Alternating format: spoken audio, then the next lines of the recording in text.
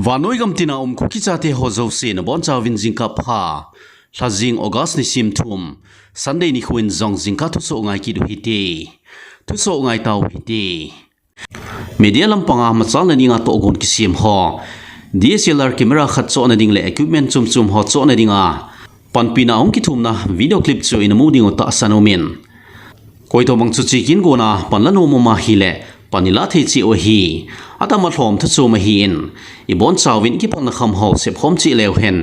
I to gon ho lo thing ta I to do thei ding kinep o mi tangkhul thing noi mi lam kai teach Muivah hatin andam mo in intensive care unit ICU wa admit aki boletia ki seinung chon athitai tin ong ki thang kinin chutia thu ki thang ho cho zo thu ebo vetin tangkhul thing noi mi Nscn thing noi mi khon zan hi August ni simni Saturday ni khu chun hin Phongdoh taw vi Nscn thing noi mi khon social media la ho a lam kai pau chung sang thung ki thang ho cho phamo sawin thuta khul chin lawa chutia thudi lo ong ki te thang cho wang se dom hle jingin suchi thu ki sei ho chu zo thu ebo vetin Nscn thing noi mi hon hil chin khat hin bolu vi th Muivah cho August ni sim khat zanima sa Friday ni khuchun ata sa da mon hozi in hospital a admitan ki bolin ahin la ata sa da mon ho hata gim hle jing hi dan thu khole athitai ti ahong ki sei ho cho zo thu ebo vetin Nscn thing noi mi hon hin Phongdoh vi sule Nscn thing noi mi hon a sei be na wachun alam kai pau th Muivah Kitipa cho adam thing to bang hitan hospital a kuna hung por do wa tading discharge ki bol wa ding hitai tin hin Phongdoh vin sukile th Muivah cho chuti ta a ata sa chunga anat na huisita azong puitin Nscn thing noi mi hon hin Phongdoh vi th Muivah hi kum som ko le khat hling tan th Muivah ahung thi kha ding hi milong ho di atang khul hon atizat pi pen le aki hul lel naw pi pen khat chu hitai th Muivah Kitipa athinunga tangkhul thing noi mi Nscn thing noi mi dinmon I chan hin pha ding ham sei the hi lo wangin hung boi hle te ding in ki sei Security force on zanima sa August ni sim khat ni khochon Kangpopi district sunga munni in operation chilha piuvin NDPS ekiti khamne thei do dal na dinga dan an ki sim do Narcotic Drugs and Psychotropic Substance Act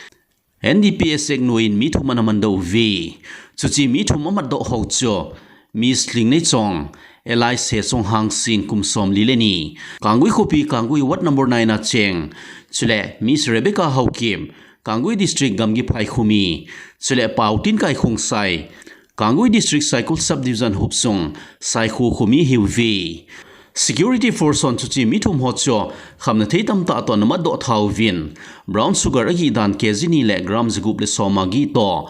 ganja gramza le somli agi chule paisa dangka sang somni le thumle zali cheng som to mobile phone somleli mobile phone 14 anamanda uvi sule security force on Sisipur police station hupsung niulamka walveng khumi khat misi lunyang kum som thumle ko vel numei khat cho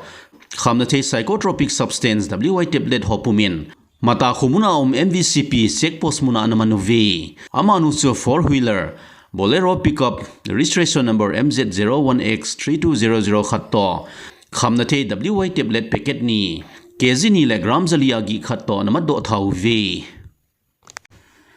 Sukile Assam Rifles son achi sa July ni sim som thumle khat zani masalang chun Mizoram gamsung Champhai district hupsung zote khusunga kunin khamna thelo chang methamphetamine tablet kg som le khat le gram zale soma gi khat market value adangka crore som thumle lak som thumle thum man vel chu anamanda uvi chuchi khamna thei ho cho Champhaya excise sole narcotics drip Excise Sole Narcotics Department ho hinga na pilu taw vi Mizoram gamsunga khamne thei ki mando zong jingen Mizoram minjong manpur nung phata in juijing o hitai Myanmar gamsunga Salin PDF group khat Salin People's Defense Organization PDO tia kimin wa hon Myanmar junta sipai police station khat Taniaung police station chu agabulu vin police station ato phau vin junta police so mi gate akabli vin sule junta police so mini ahingin anamanu vi junta sipai hole junta police dang hochon police station da hlan anjam do su hilovi Salin People's Defense Organization PDO Hotchon Police Station sunga den Myanmar junta police so en sungmite hauzong na manuvi Salin PDF group khat Salin PDO Hon Police Station sunga bunker hozo si associate POVin sule police station sungsu main an halha pi tawvi suchi police station a konchun Salin PDO Hon galmancha G3 rifle nga MA13 rifle khatto meichang bomchang tamta an ki chomdo vi PDO Hon police station sung ahal na wachun junta sipai ho meithal G3 rifle ni main an kathai Junta police station bulu apang Salin People's Defense Organization PDO kedar khat an ki tong khai Salin PDF ho lothing ta police station aga bulu wa hong kinung lelang chun khomi hon analam to vin galzo na thingna Eugenia Leaf so ki do buvin lopita in chuchi Salin PDO ho cho khomi hon khusung lampian ki golovin analam to vi Myanmar gomsung sagang region mongwale Mandalay lampiaum Myanmar junta sipai hokem khat akunin junta sipai lens corporal khat agalmancha apumin hong jamdo in People's Defense Force PDF group khat Urban Hunter Force hokoma surrender ga kibole ama pasun galmancha MA rifle khat to amexin ni chle meichang changsom li an jamdo pi hi galmancha apuma PDF ho hinga jamlut pacho People's Defense Force PDF hon dangka kolsum laksom li an POV Myanmar gomsunga coup leader Minong Laingin junta government masa state administrative council SSC tia anakimin vote so asubeya government tha dana asimdo National Defense and Security Council NDSC tia kimin vote khat asimdo nungchun government tha prime minister apan sapa new sole a cabinet hon interim government tha adinga meeting masa pencho zani Saturday ni khuchun anane uvin Coup leader Minong Lain agel hopen election chungsang thu hon sei kho movie Myanmar junta ho government tha interim government noya prime minister tha new so Kitipa hi junta sipai lubu general senior ta khat hi Mandalay region hope sung mogo khopi sung tule to a tang National Liberation Army TNLA hon ato phana khopi sung cho Myanmar junta sipai hon zan hi Saturday ni khuchun Wanleng fighter jet so mangchan bomin satain an bulu vin milham mi som lenin thin an to vin milham mi tam ta ki tong khaw vi kai thang mun la ho a bom ni na hi khum naw wachun apet ten mi som leni thilong ki zamin mi khat chu ta sa jong bomin se tel de jing hidanin jong ki se ye sule chu chi bom pu ke na chun in sagi in get zone sep se 18 thu so ki mu chun Phongdoh e